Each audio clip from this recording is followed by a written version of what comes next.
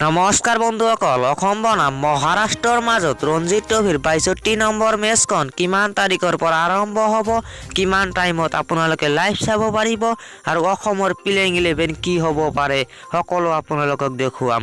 তাৰ আগতে আপোনালোকে যদি চেনেলটোত নতুনকৈ আহিছে চেনেলটো ছাবস্ক্ৰাইব কৰি বেল আইকনটো বজাবলৈ নাপাহৰিব। আহক ভিডিঅ'খন আৰম্ভ কৰোঁ। অসম বনাম মহাৰাষ্ট্ৰৰ মাজত খেলখন অনুষ্ঠিত হ'ব ৩ জানুৱাৰীৰ পৰা আৰু ৰাতিপুৱা 9:30 বজাৰ পৰা অনুষ্ঠিত হ'ব। এই খেলখন হ'ব মহাৰাষ্ট্ৰ ক্ৰিকেট এছ'চিয়েশ্যন ষ্টেডিয়ামত। আৰু অসমৰ প্লেইং 11ৰ কথা ক'বলৈ গ'লে 1 নম্বৰত থাকিব কে শইকীয়া, উইকেট কিপাৰ বেটছমেন, এই টিমটোৰ কেপ্টেইনো হয়।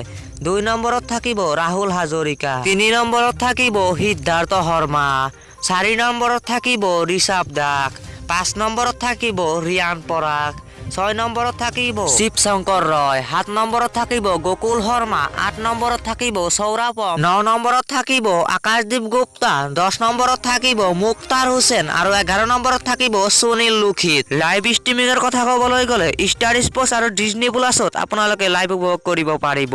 এই আছিল ভিডিঅ'খনত, কেনে লাগিলে কমেণ্ট কৰি জনাব, ভাল লাগিলে লাইক কৰিব আৰু চেনেলটো ছাবস্ক্ৰাইব কৰি বেল আইকনটো বজাবলৈ নাপাহৰিব। ধন্যবাদ।